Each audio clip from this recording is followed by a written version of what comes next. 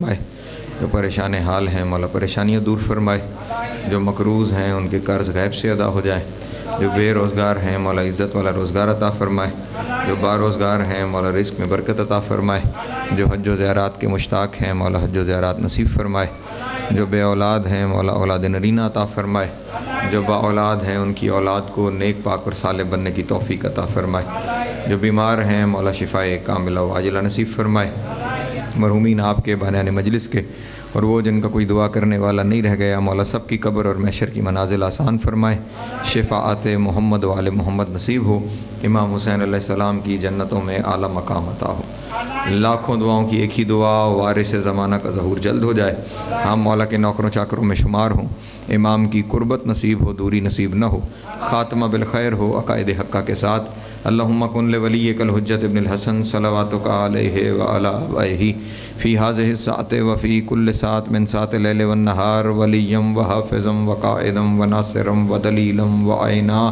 حتیٰ تسکنہ ورزق طوعا وتمتعہ فیہا طویلا، اللہم صلی علی محمد وآل محمد وعجل فرجہم وسہل مخرجہم وعلق عدوہم من الجن والانس من الاولین والآخرین، یا کاشف الکرب عن وجہ الحسین علیہ السلام اکشف کربی وکرب المؤمنین بحق اخیک الحسین علیہ السلام۔ ایسی صلوات پڑھیں کہ تمام دعائیں مستجاب ہو جائیں۔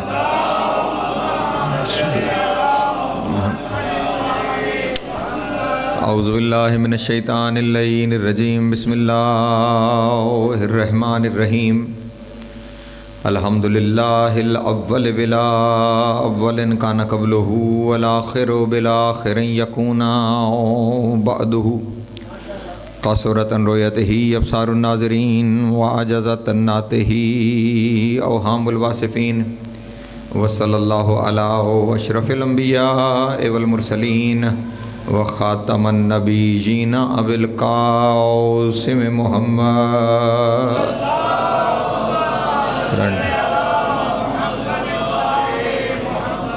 وآلہ طیبین طاہرین المعصومین الشرفاء الذین اذھب اللہ عنہم الرجس وطہرہم تطہیرا۔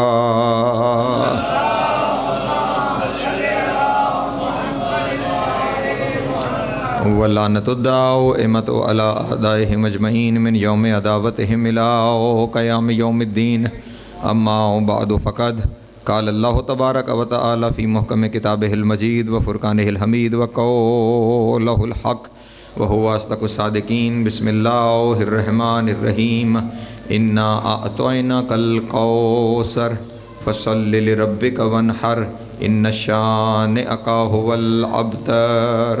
صلوات بر محمد و کرانٹ ہے اس میں، پھر بھی ایک دفعہ بلندر صلوات پڑھ دیں آل محمد۔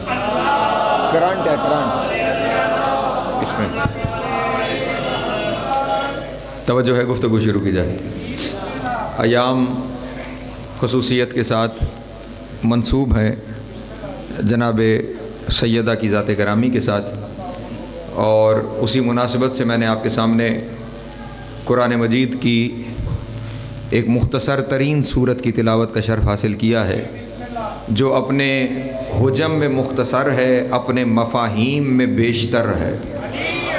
توجہ فرمائیے گا میرے محترم۔ اور یہ قرآن مجید کی معجز بیانی ہے کہ قرآن چھوٹے چھوٹے لفظوں میں بڑی بڑی باتیں بیان کرتا ہے۔ ہاں، یہ قرآن مجید کا طریقہ کار ہے۔ چلیں ایک جگہ سے گفتگو یہاں سے شروع کر دیتا ہوں کہ خداوند عالم نے قرآن مجید میں ایک دعویٰ فرمایا ہے، اور وہ دعویٰ کیا ہے کہ لا رطب ولا یابس الا فی کتاب مبین، کائنات کا کوئی خشک و تر ایسا نہیں جو اس کتاب میں نہ لکھ دیا گیا۔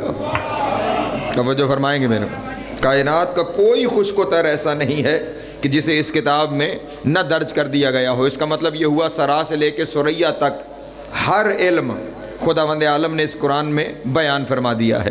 اور آپ اگر یہاں سے کسی کالج یا یونیورسٹی کی لائبریری میں چلے جائیں تو آپ وہاں دیکھیں گے کہ ایک ایک علم پر ہزاروں کتابیں لکھی ہوئی ہیں۔ بندہ لکھنے بیٹھے تو وہ ایک ایک علم پہ ہزاروں کتابیں لکھے، اور خالق بتانے بیٹھے تو وہ ہزاروں علوم کو ایک کتاب میں بیان کر دے۔ سلامت ہے، مولا آپ کو ذات عطا فرمائے۔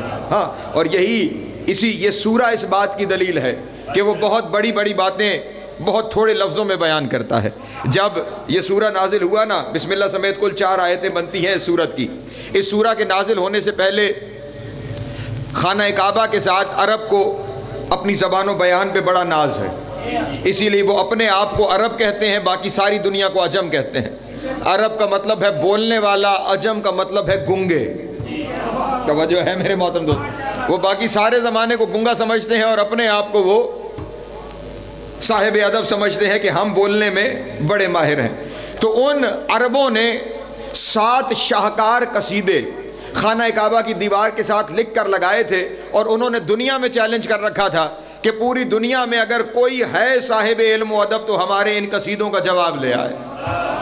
توجہ ہے میرے محترم۔ ہاں 7 قصیدے تھے، اس لیے کہراتے ہیں 7 معلقات۔ معلق یعنی لٹکی ہوئی چیز، 7 معلقات یعنی 7 لٹکے ہوئے قصیدے، اور جانے کتنا عرصہ وہ قصیدے وہاں پر لٹکے رہے اور دنیا میں کوئی ان قصیدوں کا جواب نہ لا سکا۔ ان 7 شاہکار قصیدوں کا جواب دنیا میں کسی نے پیش نہیں کیا۔ لیکن جب یہ سورہ نازل ہوئی تو وہ کہ جس کے بارے میں دنیا کہتی ہے کہ پڑھنا لکھنا نہیں جانتا تھا، اس نے اپنے ہاتھوں سے لکھی۔ اللہ اکبر، سلامت رہے، مولا آپ کو ذات عطا فرمائے جو شامل ہو گئے ہیں میرے ساتھ۔ ہاں جس کے بارے میں کہ وہ پڑھنا لکھنا نہیں جانتا، اس نے اپنے ہاتھوں سے اس سورہ کو لکھا۔ بسم اللہ الرحمن الرحیم، انا اعطیناک الکوثر فصل لربک وانحر ان شانئک ھو الابتر۔ یہ لکھ کر دن کی روشنی میں جا کر میرے نبی نے کعبے کی دیوار کے ساتھ جہاں وہ 7 قصیدے تھے وہاں یہ 4 آیتیں لکھ دی۔ اللہ اکبر، توجہ فرمائیے گا میرے محترم دوست۔ اور رسول اللہ نے ان 7 قصیدوں کو اتارا نہیں، ان 7 قصیدوں پہ کوئی خط نہیں کھینچا، بس فقط یہ جو نازل ہوا تھا یہ جا کے وہاں پہ خانہ کعبہ کی دیوار کے ساتھ نبی لگا کر آ گئے۔ نبی دن کی روشنی میں یہ چند آیتیں کعبے کی دیوار کے ساتھ لگا کر آئے، اور وہ جن کے وہ 7 قصیدے تھے وہ رات کے اندھیرے میں آئے۔ اللہ اکبر، سلامت رہے، مولا آپ کو ذات عطا فرمائے۔ وہ رات کے اندھیرے میں، امراء القیس میں بڑا شاعر تھا، وہ رات کے اندھیرے میں آیا، اس نے اپنے 7 قصیدوں کو اتارا۔ توجہ فرمائیے گا، 7 قصیدوں کو اتارا، اور یہ جو 3 آیتیں تھی نا، ان 3 آیتوں کے نیچے اس نے ایک اور سطر درج کی۔ آیتیں کیا ہیں؟ انا اعطیناک الکوثر فصل لربک وانحر ان شانئک ھو الابتر۔ نیچے لکھ کے چلا گیا ما ھذا کلام البشر، یہ کسی بندے کا کلام ہے ہی نہیں۔ اللہ اکبر، سلامت رہے، مولا آپ کو ذات عطا فرمائے۔ یہ کسی بندے کا کلام ہو ہی نہیں سکتا، اس قدر یعنی یہ 3 آیتیں اللہ کے ہونے کی دلیل ہو گئی۔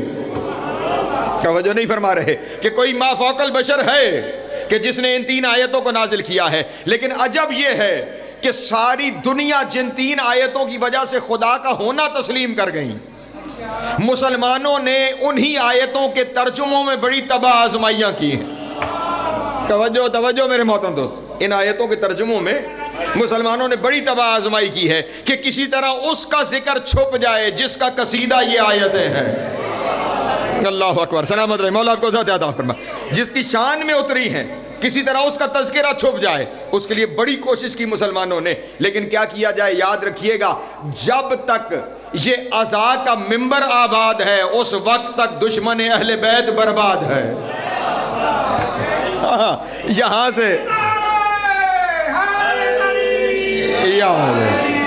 سے حقیقتیں آشکار ہوتی رہے گی، یہاں سے حق گوئی ہوتی رہے گی، یہاں سے حقیقت دنیا کے سامنے بیان ہوتی رہے گی۔ جو تباہ آزمائی کی گئی وہ بھی اپنے دوستوں کے سامنے عرض کر دیتا ہوں، پھر حقیقت کو بھی دوستوں کے سامنے بیان کر دیتا ہوں۔ پہلی آیت ہے انا اعطیناک الکوثر۔ ترجمہ کیا مسلمانوں نے کہ خداوند عالم ارشاد فرما رہا ہے، اے میرے حبیب ہم نے آپ کو نہر عطا کی ہے۔ توجہ ہے، کوثر نامی ایک نہر ہے جو اللہ نے اپنے حبیب کو عطا فرمائی ہے۔ پڑھے لکھے دوست تشریف فرما ہے، تقریر ریکارڈ بھی ہو رہی ہے اور شاید لائیو بھی چل رہی ہو، میں اپنے دوستوں کے سامنے عرض کرتا چلوں، نہر خود عربی کا لفظ ہے۔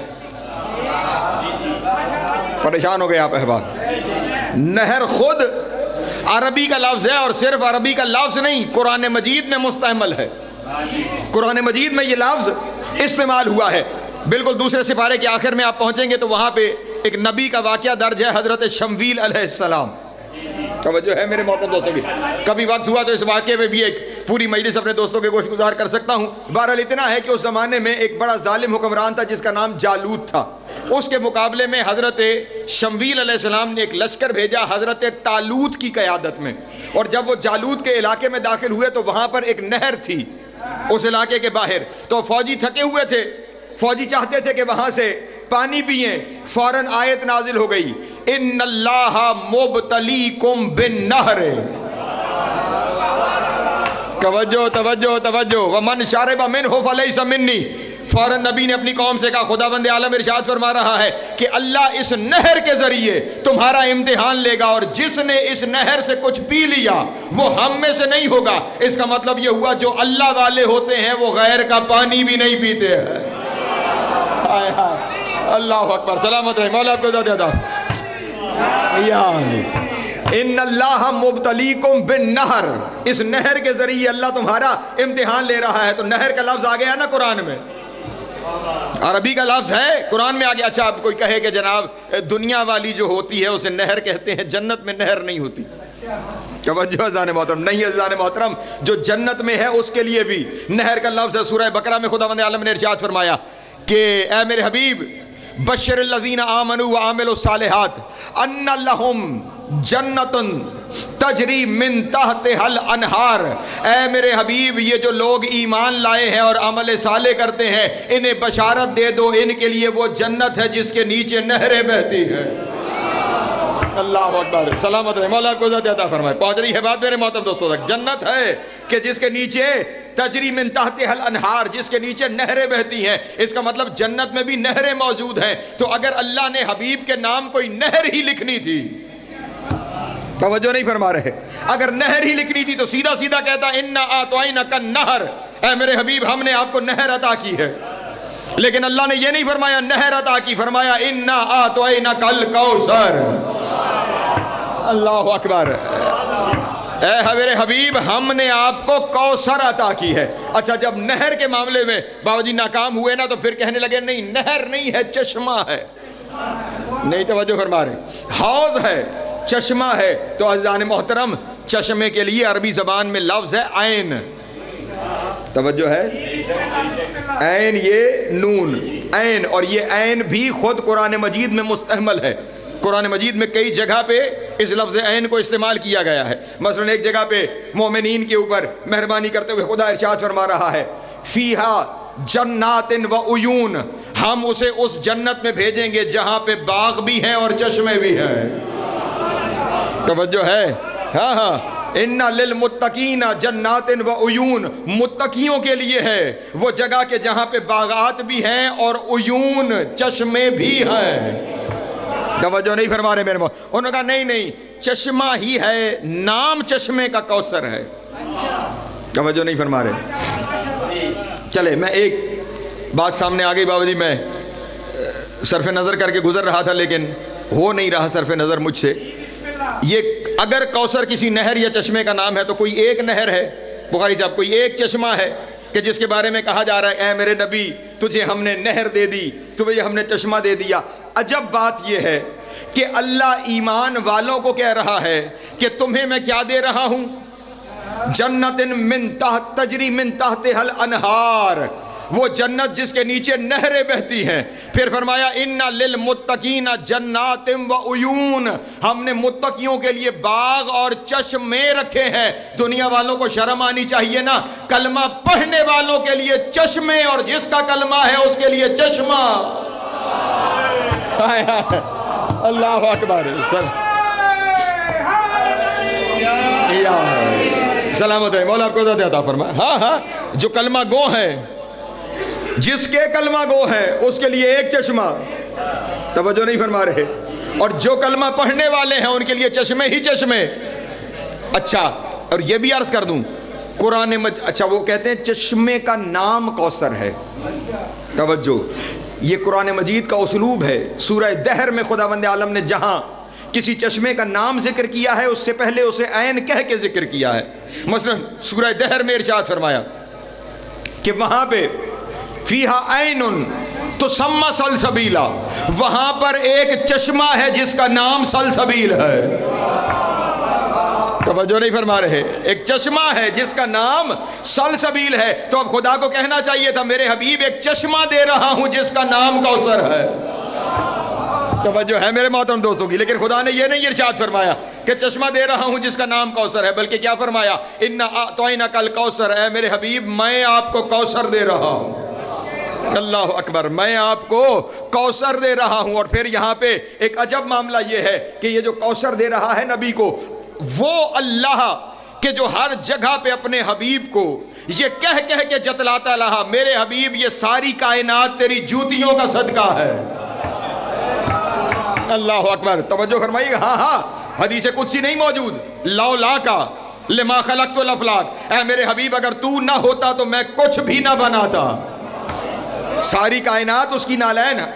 پتہ نہیں باتیں کھول کھول کے دوستوں کے سامنے بیان کرنی پڑتی ہیں. نبی کی نالین یہ محاورہ نہیں، میرے اور آپ کے لیے محاورہ ہے، 14 کے لیے حقیقت ہے.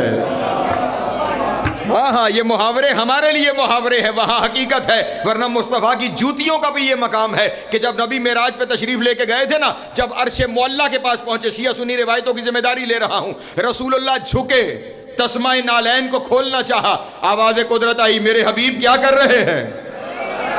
آئے ہائے، میرے حبیب کیا کر رہے ہیں؟ میرے اللہ جوتیاں اتار رہا ہوں، جوتیاں اتار رہا ہوں. آواز قدرت آئی، کیوں میرے حبیب؟ کیوں زحمت کر رہے ہو؟ کیوں جوتیاں اتار رہے ہو؟ اللہ اکبر. مزاج آشنائے توحید نے پلٹ کر کہا، میرے اللہ تیرا نبی موسیٰ جو کلیم اللہ تھا وہ زمین کی ایک مقدس وادی میں پہنچا تھا، تو نے حکم دے دیا تھا وَخْلَعْ نَعْلَيْكَ إِنَّكَ فِي الْوَادِ الْمُقَدَّسِ طَوْعًا، موسیٰ جوتے اتار. تو مقدس وادی طوع میں آ گیا ہے، وہ زمین کی مقدس وادی تھی، تو نے وہاں جوتے اتروا دیے تھے، یہ تو تیرا عرش ہے. اللہ اکبر، اللہ اکبر. وہ زمین کی وادی تھی، جوتے اتروا دیے، یہ تو تیرا عرش ہے، تیرا عرش ہے، تیرا عرش ہے، اور عرش معلیٰ ہے. اس سے پہلے کہ تو کہے میں چاہتا ہوں کہ جوتے اتار دوں، آواز قدرت آئی، میرے حبیب وہ موسیٰ تھا، تو محمد ہے. ہائے ہائے، اللہ اکبر. وہ موسیٰ تھا، تو محمد ہے. میری اپنی جوتیوں سمیت آ جا. میرے اللہ جوتیوں سمیت آ جاؤں، آگے تیرا عرش ہے اور عرش تیرے تخت کا نام ہے. آواز قدرت آئی، حبیب عرش میرا تخت ہے تو ہوا کرے، جوتیاں بھی تو تیری ہیں. اللہ اکبر. ہاں ہاں، عرش ہے، تخت تو ہوا کرے، جوتیاں بھی تو تیری ہیں. میرے اللہ کیوں آؤں جوتیوں سمیت؟ آواز قدرت آئی، خدا کی قسم عجیب جملہ ہے، لِيَتَشَرَّفُ الْعَرْشَ بِغُبَارِ نَعْلَيْكَ، میں چاہتا ہوں تیری جوتیوں کی خاک سے میرے عرش کو عزت مل جائے. ہائے ہائے، اللہ اکبر. تیری جوتیوں کی خاک سے میرے عرش کو عزت مل جائے. جس کی جوت اللہ اکبر، یا رسول اللہ، یا اللہ.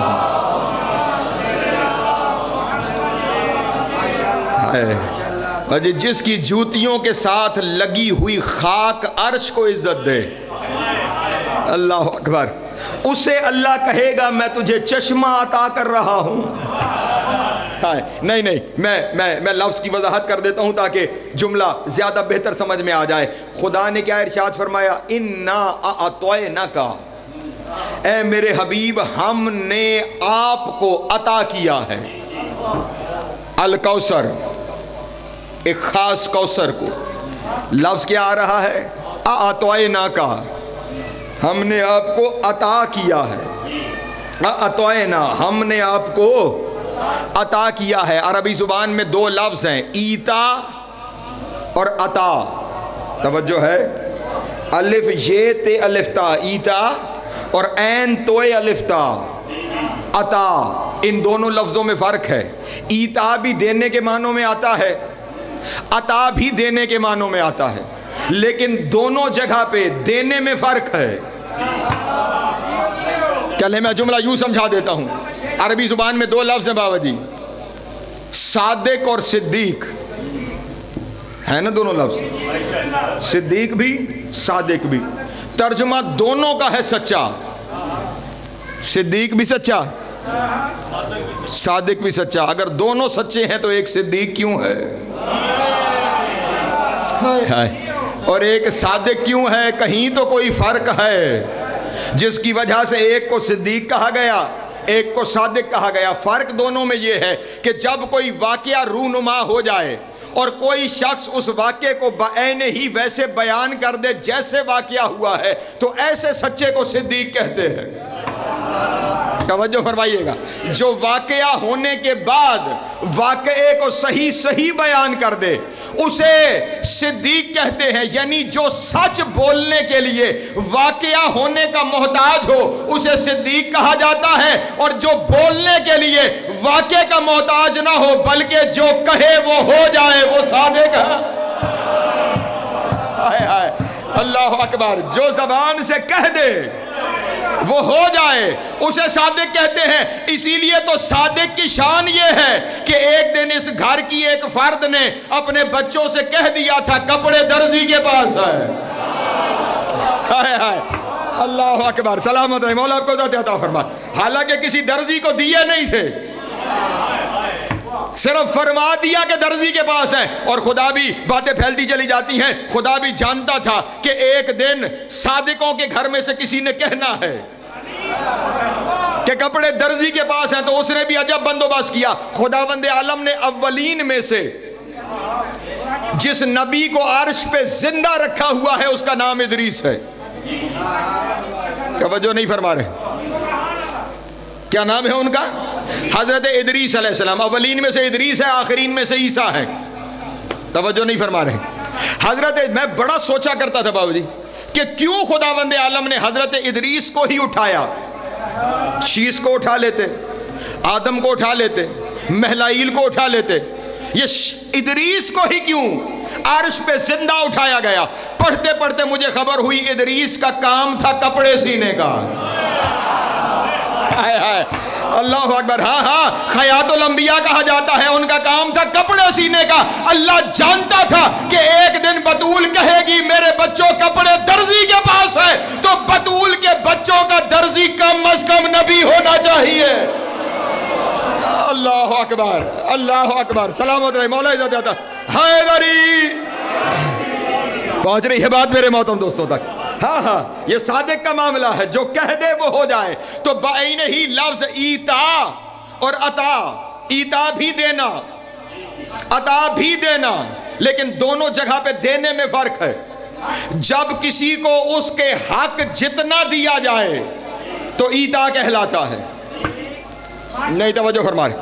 میں گھر میں کوئی کام کرا رہا تھا، صبح سویرے بازار گیا کوئی مزدور دیکھنے کے لیے جو کام کر دے، اس کے ساتھ میں نے طے کیا شام تک اتنا کام کرو گے تو 1000 روپیہ مزدوری دوں گا۔ وہ آ گیا، اس نے کام کیا، جتنا کہا تھا مکمل کر دیا، جتنے وقت میں کہا تھا اتنے وقت میں کر دیا، میں نے 1000 روپیہ اسے دے دیا۔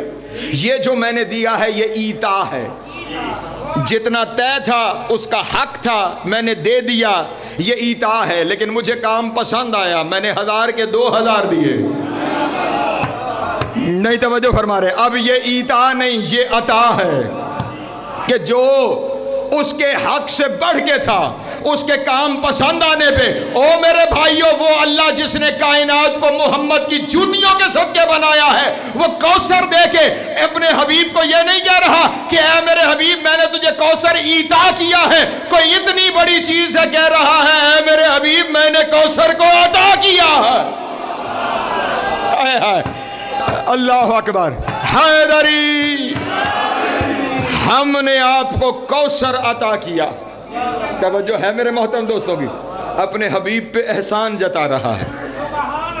ایک آیت ہے قرآن مجید کی، مسلمان اس پہ بڑی طبع آزمائیاں کرتے ہیں، وَلَسَوْفَ يُعْطِيكَ رَبُّكَ فَتَرْضَىٰ، اے میرے حبیب میں تجھے وہ عطا کروں گا کہ تو راضی ہو جائے گا۔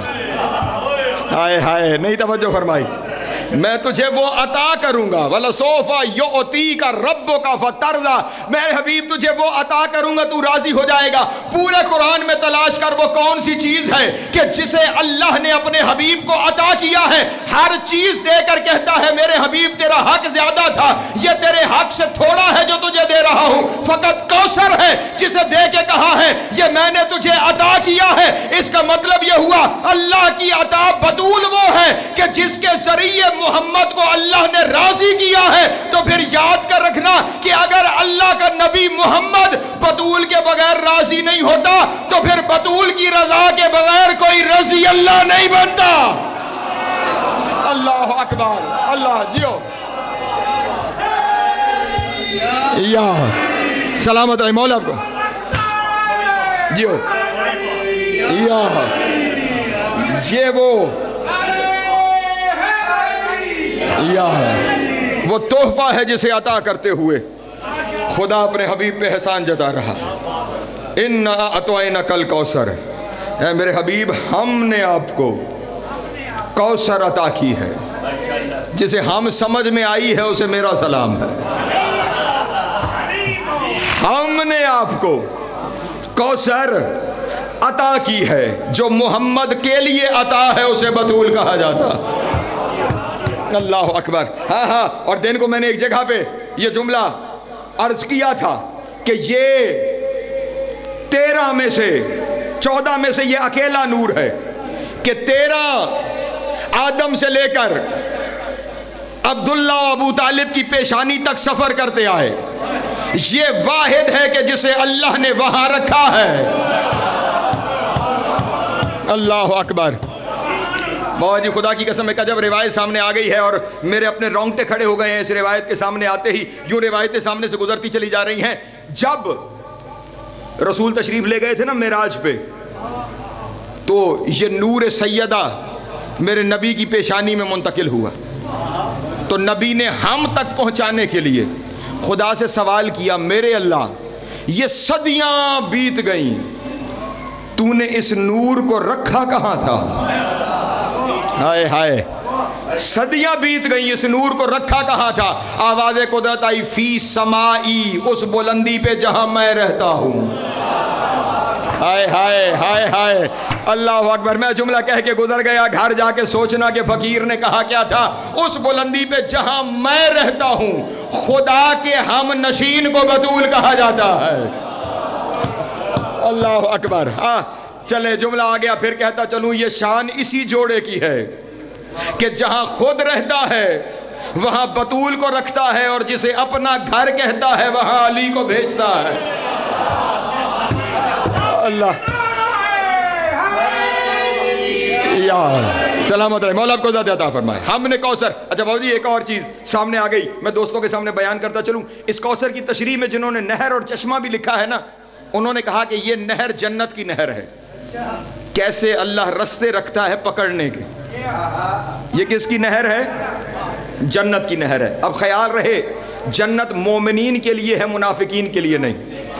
ٹھیک، بخاری کی حدیث ہے کہ روز محشر کچھ منافق کوثر پہ آئیں گے اور آ کر وہ نبی سے آب کوثر طلب کریں گے، نبی دینا چاہیں گے اور آواز قدرت آئے گی، میرے حبیب خبردار، توجہ اذان محترم، خبردار انہیں کوثر نہ دینا۔ جو لفظ وہاں پہ موجود ہے میری مجبوری ہے، میں پڑھ نہیں سکتا، جا کے بخاری میں لفظوں کو خود پڑھ لینا کہ وہ لفظ کیا ہے کہ جو خدا نے اور نبی کے درمیان بات ہوئی، انہیں مت دینا، انہیں مت دینا۔ اس وقت نبی کہیں گے میرے اللہ ان سے میرا فلاں تعلق ہے۔ آئے ہائے، ایک صلوات پڑھے بآواز بلند آل محمد کی ذات کرم۔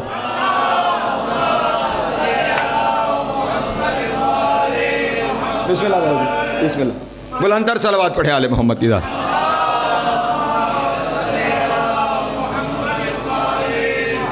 بس باؤ جی تشریف لے آئے اور ان کا آنا ہی میرا جانا ہے، میں بس سمیٹنے جا رہا ہوں اپنے بیان کو۔ انہوں نے کیا کہا؟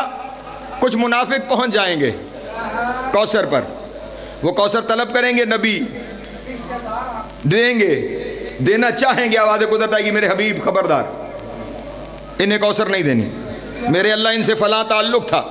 آواز قدرت آئے گی میرے حبیب تیرے بعد یہ الٹے پاؤں پھر گئے تھے۔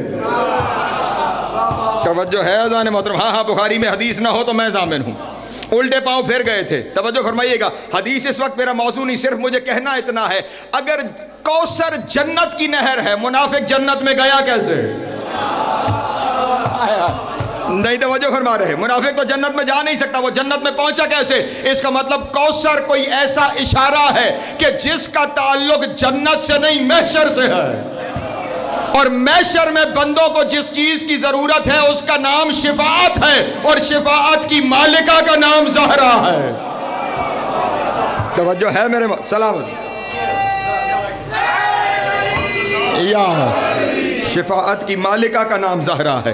اور یہاں پہ طے ہو گیا نا کہ کوثر سے مراد جناب سیدہ کی ذات گرامی ہے. بس سمیٹا میں نے اپنے بیان کو. کیوں کوثر کیوں کہا گیا جناب سیدہ کو؟ بس اس کا مطلب سن لو اور میں نے سمیٹ لیا اپنے بیان کو. لکھنے والوں نے لکھا کوثر کا معنی ہے خیر کثیر. توجہ ہے، خیر. فقیر تھوڑا سا اس پہ اختلاف رکھتا ہے. کوثر کا معنی صرف خیر کثیر نہیں. کوثر فعل کے وزن پہ مصدر ہے. توجہ نہیں فرما رہے. فعل کے وزن پہ کیا ہے؟ مصدر. اور مصدر اسے کہتے ہیں جہاں سے کچھ برآمد ہو جائے. نہیں توجہ فرما رہے. جہاں سے کوئی چیز برآمد ہو اسے مصدر کہا جاتا ہے. کوثر مصدر ہے. اس کا معنی ہے ہر خیر جہاں سے ملے گا. آئے ہائے، ہر خیر جہاں سے ملے گا. میں اسی خیر پہ مجلس پڑھنا شروع کروں، رات پوری اسی پہ گزر جائے گی. ہر خیر جہاں سے ملے گا اسے کوثر کہتے ہیں. اس کا مطلب ہر خیر بطول کے دروازے سے ملے گا. چلے دو آیتیں سنیں اور سمیٹا میں نے اپنے بیان کو. اللہ نے کس کس چیز کو خیر کہا ہے؟ خداوند عالم نے قرآن مجید میں ایک جگہ پہ ارشاد فرمایا وَمَن يُؤْتَ الْحِكْمَةَ فَقَدْ أُوتِيَ خَيْرًا كَثِيرًا، کہ وہ کہ جن کو ہم نے نبوت عطا کی ہے ان کے پاس ہی تو خیر کثیر ہے. نہیں توجہ فرما رہے. اس کا مطلب یہ ہوا اللہ کی نظر میں نبوت خیر ہے. خیر ملتا بطول سے ہے. اس کا مطلب نبوتیں بطول بانٹتی ہے. ہائے ہائے، نہ پریشان ہو گئے. نبوت ہے کیوں؟ آپ کو تو پریشان نہیں ہونا چاہیے، دنیا پریشان ہوتی رہے. جملہ وزنی کیوں ہو گیا کہ نبوت بطول بانٹتی ہے؟ اور میرے بھائی جب چادر کے نیچے اکٹھے تھے تو جبریل نے پوچھا چادر کے نیچے کون ہے؟ پہلی آواز کیا آئی تھی؟ ہم اہل بیت النبوت و معدن الرسالہ. چادر کے نیچے رسالت کی کان ہے، رسالت کا مصدر ہے. اور وہ کون ہے؟ ہم فاطمہ. تو اللہ اکبر، اللہ اکبر. یہ مصدر ہے جہاں سے نبوتیں بھی بانٹی جاتی ہیں. وقت ہو تو اس پہ یہ فقیر آج تک جناب سیدہ کے عنوان پہ 14 خمسے اور 3 اشرے پڑھ چکا ہے. توجہ ہے میرے محترم دوستوں. ہاں، اور ایک ہی مجمع کے سامنے.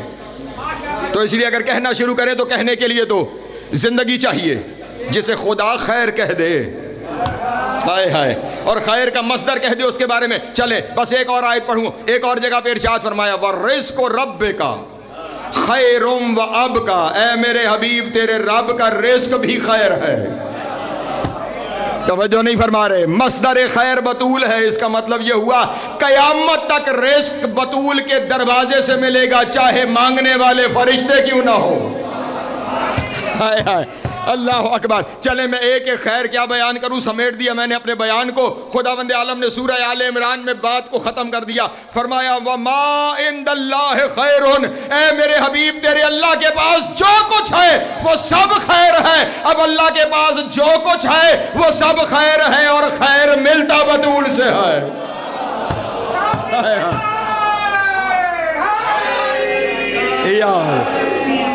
اس کا مطلب یہ ہوا خدا سے جو چاہیے وہ ملے گا بطول کے دروازے سے.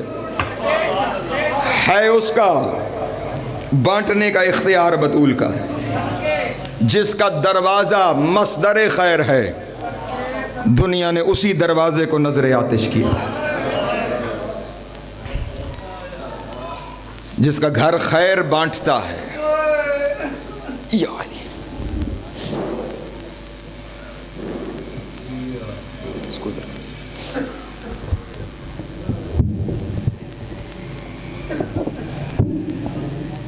جو دروازہ نبی نے اس لیے دکھایا تھا کہ اس دروازے سے مانگ کے لے جایا گا. ہاں، دنیا نے اسی دروازے کو جلایا. بی بی کے مصائب تو بابا جی آپ کے سامنے بیان کریں گے. میں صرف ایک لفظ کہہ کے گزر جاؤں. زہرا بھی بڑی زخمی ہے، ثانی زہرا بھی بڑی. ہاں ہاں، ان دونوں ماں بیٹیوں میں یہ قدر مشترک ہے کہ ماں بھی زخمی ہے، بیٹی بھی زخمی ہے. रिवायत सामने आ गई, बस वही बयान करता चलूँ। माँ के ज़ख्म बाबा जी सुनाएंगे आपको। बेटी के ज़ख्मों का एक फ़िक्रा सुन लो। ये अभी चंद दिनों बाद माह रमज़ान आएगा। 40 हिजरी के माह रमज़ान में 16 रमज़ान की सुबह अमीर कायनात ने अपनी इस बेटी को, जिसे सानी ज़हरा कहा जाता है, इसे बुलाया और बुलाकर कहा कि मेरी बेटी, आज मुझे आपके नाना रसूल की ज़ियारत हुई। बेटी ने कहा बाबा फिर नाना से कोई बात भी हुई? कहा हाँ मेरी बेटी, बातें बहुत हुई हैं, लेकिन जो बात तुम्हें बताने के लिए बुलाया है वो बात ये है कि जैसे ही नबी का सामना हुआ, मैंने नबी की कदम बोसी की, नबी ने उठा के मुझे सीने से लगाया और बेसाख्ता मेरी ज़बान से निकल गया, या रसूल अल्लाह मैं थक गया। हाय हाय, मैंने जुमला कह दिया, घर जाके सोचना कहने वाला कौन है और कह क्या रहा। अली जैसा बहादुर कह रहा है मैं थक गया, मैं थक गया। बाबा जी मैं बड़ा अरसा सोचता रहा अली ने क्यों कहा मैं थक गया। पढ़ते पढ़ते समझ में आई कायनात के सबसे बड़े मज़लूम का नाम ही अली है। आपका हक बनता है मुझसे सवाल करें कि मैंने क्यों अली को कायनात का सबसे बड़ा मज़लूम कहा। हुसैन बादशाह कायनात के सबसे बड़े मज़लूम हैं। बेशक मेरे मौला हुसैन की मज़लूमियत में शक ही कोई नहीं, लेकिन एक मंजिल पे मैं अली को सबसे बड़ा मज़लूम इसलिए कहता हूँ कि हुसैन के घर में भी फ़ौजें दाखिल हुई हैं हुसैन की शहादत के बाद। जेलम वालों मैंने जुमला कह दिया है, हुसैन के घर में भी फ़ौजें दाखिल हुई हुसैन की शहादत के बाद। हुसैन की घर की मस्तूरात को मारा गया हुसैन की शहादत के बाद। अली उस मज़लूम का नाम है। अली देख रहा था फ़ौज घर में आ गई। अली उस मज़लूम का नाम है जो अपनी आँखों से देख रहा था और बतूल पुकार के कह रही थी या अली मेरा मोहसिन शहीद हो गया। उस अली ने कहा या रसूल अल्लाह मैं थक गया। तड़प गई शहज़ादी और रोते हुए कहा बाबा। फिर नाना ने पलट के क्या कहा? कहा मेरी बेटी इसी मकसद के लिए तो बुलाया है, आपके नाना ने कहा है मैं आपको लेने आया हूँ। हाय हाय, मैं आपको लेने आया हूँ। जिस वजह से रिवायत पढ़ी है पहले हाथों को जोड़ रहा हूँ, मैं आपको लेने आया हूँ। तड़पी अली की बेटी रो के कहा बाबा एक दफ़ा फिर बताएं आपने क्या कहा, नाना ने क्या जवाब दिया? रो के कहा मेरी बेटी मैंने कहा मैं थक गया, आपके नाना ने कहा मैं लेने आया हूँ। ये सुनना था। बतूल ने रो के कहा बाबा आप थक गए, आपने नाना से कह दिया कि मैं थक गया, नाना ने भी कह दिया मैं लेने आया हूँ। बाबा एक दफ़ा मुझे बताओ जब मैं थक जाऊँगी बाबा, अजरुकुम अल्लाह अजरुकुम अल्लाह, बाबा मैं किसे कहूँगी कि मैं थक गई, बाबा मुझे लेने कौन आएगा? उस वक्त रो के अली ने बेटी के सर पे हाथ रख के कहा ज़ैनब ज़माना थक जाए तू ना थकना। ज़ैनब अगर तू थक गई तो ना तेरे नाना का दीन बचेगा ना तेरे बाबा की विलायत बचेगी। बस अपने बाबा की इस बात को पल्लू से बांध लिया अली की बेटी ने। और फिर कभी कूफा का बाजार, कभी शाम का बाजार, और ये सारी मंजिलें तय करके ना मैंने सारा मजमून छोड़ दिया जिसके लिए मेहनत करके आया। जब शाम फतह करके मदीने आई ना अली की बेटी, अल्लाह अकबर, जनाब फिजा रिवायत करती हैं कि सबसे पहले रसूल के दरवाजे पर आई। बात ज़ख्मों से शुरू हुई थी, सबसे पहले रसूल के रोज़े पर आई और रोज़ा रसूल पर पहुंचकर नबी की बेटी ने, अली की बेटी ने सलाम करके पहली बात कही नाना ज़ैनब तेरा दीन बचा आई है। नाना मेरा कुछ नहीं बचा, अपना सब कुछ लुटा आई। नाना आपका दीन बचा आई। अब मुझे माफ़ करना जो अगला जुमला है वो सख्त है। रोते हुए कहा नाना गो के अपना सब कुछ लुटा के आई हूँ, लेकिन दुनिया का तरीका है जो दूर से आता है वो तोहफे लाता है। हाय हाय, सब कुछ लुटा के आई हूँ लेकिन नाना दुनिया के दस्तूर के मुताबिक कुछ लाई हूँ। ये जनाब फिजा कहती हैं उस वक्त जनाब ज़ैनब ने अपनी चादर के पल्लू से कुछ खोला तो लोगों ने देखा कि एक कुर्ता है जो छलनी है जिसमें खून लगा हुआ है। वो कुर्ता रसूल की कब्र पे डाल के कहा नाना देखो ये हुसैन का कुर्ता है। नाना इस पे निशान, कोई तीर का निशान, कोई तलवार का निशान, कोई नेज़े का निशान। ये सुनना था रसूल की कब्र में ज़लज़ला आया, आवाज़ आई ज़ैनब कुर्ता हटा ले, मैं नहीं देख सकता। कुर्ता भी हटाया, रोते हुए कहा नाना आप कुर्ता नहीं देख सकते, मैं 70 कदम पे। अजरकुम अल्लाह, अजरकुम अल्लाह। मैं 70 कदम पे खड़ी थी, शेबर खंजर चलाता रहा। ये कह के कुर्ता उठा के नबी के कब्र से जनाब ज़ैनब चलने लगी। और जाते जाते अचानक दरवाजे से कुछ ख्याल आया, पलट कर नबी की कब्र पर आकर कहा, नाना अभी आई हूं ना तो रोशन दिन है, अभी आई हूं रोशन दिन है। नाना कभी रात के अंधेरे में आऊंगी, नाना वो जख्म दिखाऊंगी जो उम्मत ने तेरी बेटियों को लगाए। और नाना नेज़े से चादर उतारी गई, नाना मुझे ताज़ियाने मारे गए, नाना मेरे हाथ। अजरकुम अल्लाह, अजरकुम अल्लाह। ये कहकर बस सिमटा मेरा बयान। नबी के रोज़े से निकली अली की बेटी। अब मुझे माफ़ करना, जुमले सख्त हैं। जनाब फिज़ा कहती हैं वो जो अभी तक नहीं थकी थी ना, जब नाना के रोज़े से निकली तो माँ के कब्र की तरफ चली। हाय हाय, अल्लाह अकबर।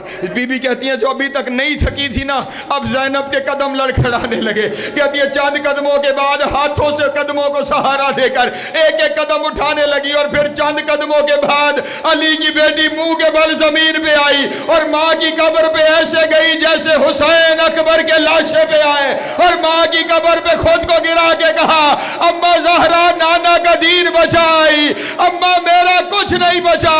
अम्मा शाम के बाजार में शराबियों का हजूम था, अम्मा लोग कहते थे बागी की बहन है, अम्मा तेरी ज़ैनब थक गई है।